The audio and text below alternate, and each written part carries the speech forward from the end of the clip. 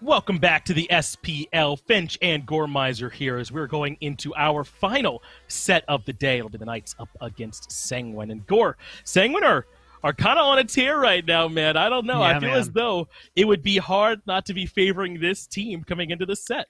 But Yeah. I mean, Sanguine's fire and intensity in this set, I think, is going to be a lot more than we're used to. And that's saying something because they're kind of intense all the time when they're playing.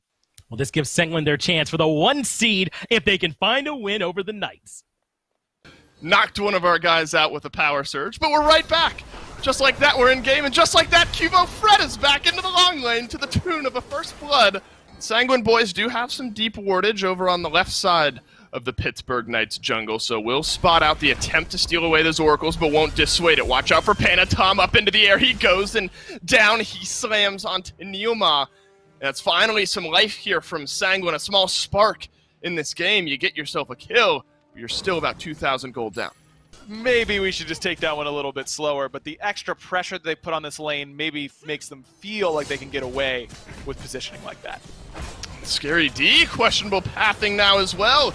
Near the FG, some ultimates will be traded. Scary D falls. Nonetheless, suddenly Panatom has come alive in this game. Sanguine looking towards this Pyromancer. River's Rebuke from Rongyu will just knock the Knights out from being able to move in, and Sanguine will lock it down. But now Neoma has re-engaged on this fight. Sanguine looking to move out, but Cubo Fred has different thoughts, pulls a couple in, but nothing to be found. Sanguine locked themselves up the Pyro.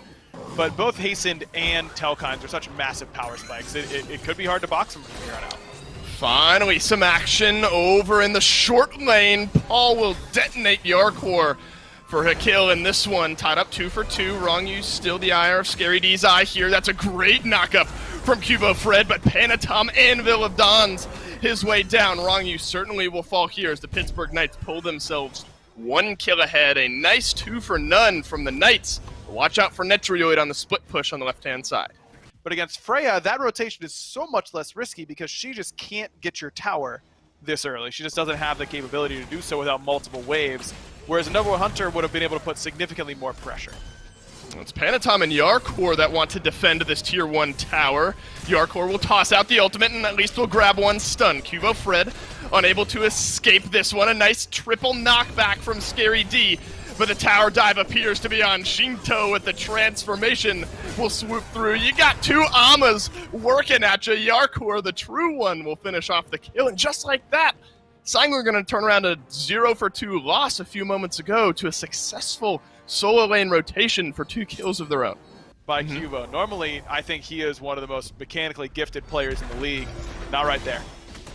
Panatom, realizing Zapman is still here and doesn't have much mana, will look for the fight, misses down on the stun. That would have resulted in a surefire kill, and Aegis from Zapman might just delay the inevitable here, and Panatom swings his way a few more times for his 3rd kill of the game.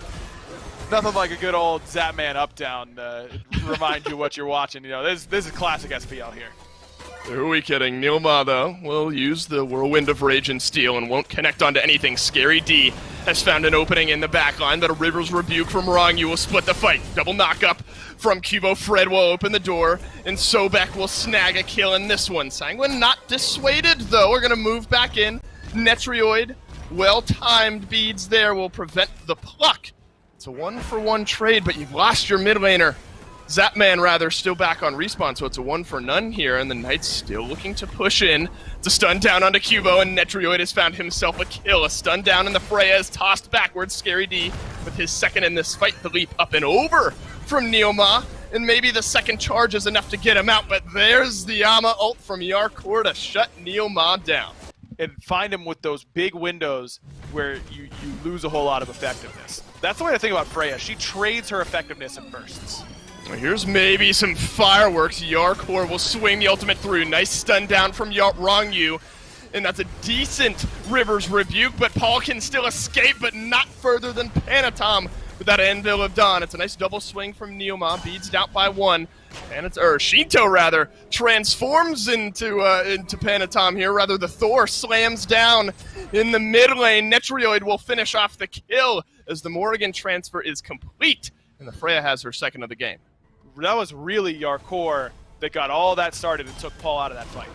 Well, a few kills and a Primal Fury will have Sanguine chomping at the bit to lock down this FG. Shinto says, see you later to Cubo Fred. Now it's up to Zapman and Scary D to move in, and they do it! What? You gotta be kidding me! They steal it away! How many times have we seen this stall out a game? Sanguine starts it, but the Knights, they finish it off. Zapman will lose the buff. Scary D, he's on the retreat in the mid lane, and wow, from the Knights, they move in and take the FG from Sanguine. Because Sanguine was getting an awful lot of momentum, and this is what this team does. They get the lead, and they don't let off until the very end. Well, Sanguine won't feel nervous about it. Watch out for Panatom, who will find Paul in the back line underneath the Phoenix. Dash away. Not enough, as Netrioid has 3 kills in the last couple of minutes. Right side Phoenix will fall down. The Pittsburgh Knights, 2 members really back on defense here. The chase could be on. Netrioid locked into a corner here. Neil and Cuvo are going to dash in, and Netrioid finally falls. Moves Freya to 3-3 now. And Rongyu still on the escape.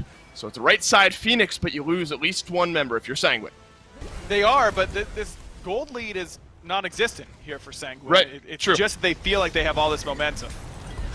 Could be the big fight. Neilma in, Scary D in as well. It's Netrioid, the perfect target for the Knights to identify right off the bat. The chase could be on. You have to be careful. Panatom doesn't have his Anvil of Dawn remaining. 5 members of the Knights on the chase here. Rongyu will be able to portal his way out beneath his tier 1 tower. Cubo Fred, Neilma, both on the pinch. The Arcor dashes through, and it's Rongyu who gets pulled back, and certainly will be the sacrificial lamb here as Cubo Fred will knock him down. 5 members of Pittsburgh Knights up against 3 of Sanguine on the defense.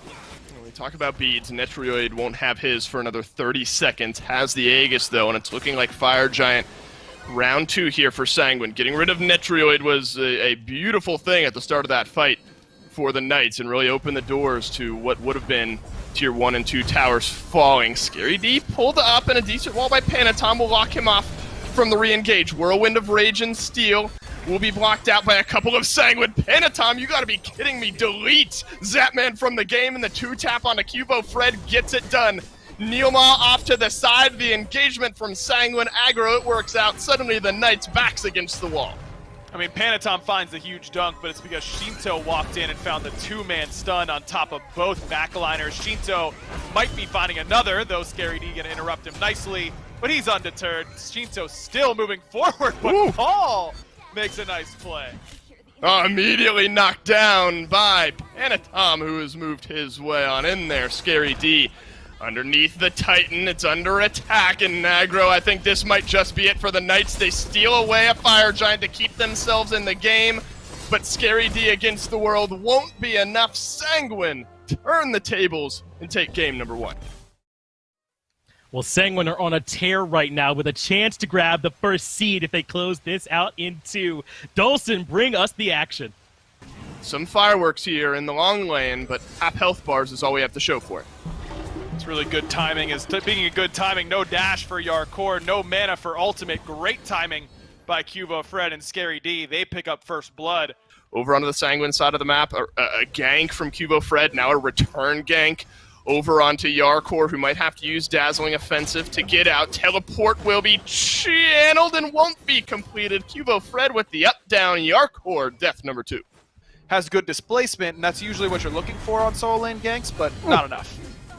Good beats from Zapman will mitigate a lot of what Panatom was looking to do with the ultimate. Does connect on the return ability, though. Spun around by Neilma there, but Panatom will have to use his beats to get out of it. Zapman catches one final Now You See Me. That's first blood in this game from Sanguine, followed up by a nice rotation from Shinto. 1 for the jungler, 1 for the mid. The Knights are able to grab 1 onto Netrioid, but it's a 2-for-1 at the end of the day for the team in red. Could get worse here as Cubo Fred drops down that Fear No Evil. It's a purple buff invade that's not to be, as the Hoonbots will leap away.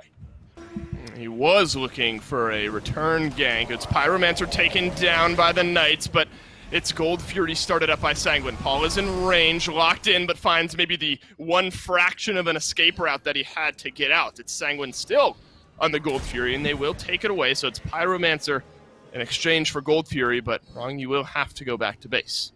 And look at where Scary is. He just walked between tier 1 and good tier opening. 2, trying to leverage this lead that he's earned, but Netrioid and the rest might have gotten away. No. Well, not Netrioid, but the rest all get away. The Fear No Evil and the knockups from Neilma and the stuns from Zapman, that you want to try and catch Sanguine rotating towards one of your team fights and punish them.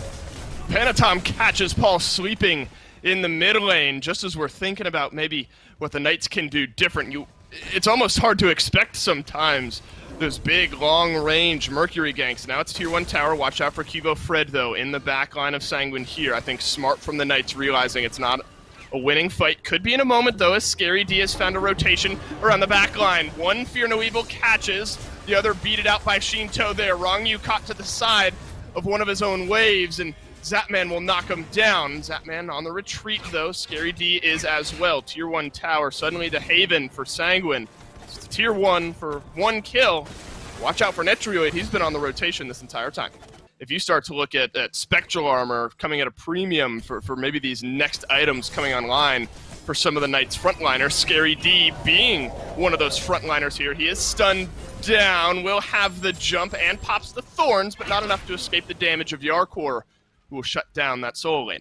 It might be Primal Fury traded out, but they are standing on a word.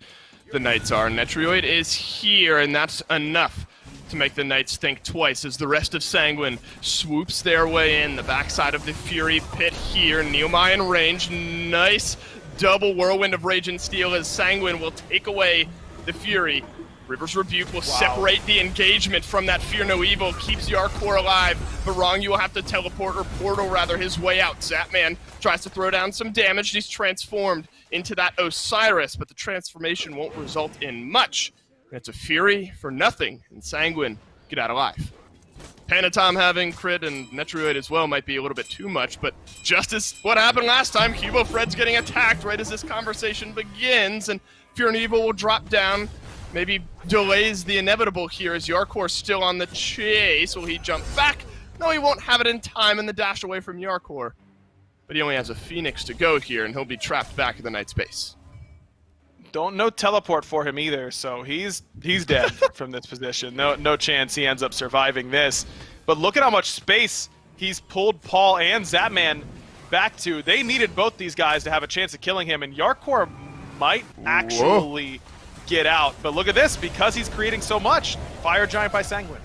Well, Yarkor does end up dying, and it's a knockup over by the Fire Giant pit for the Knights, but Scary D's all on his own off to the side, and Neilma will leap his way away. Yarkor goes down. 2 members of the Knights still on respawn.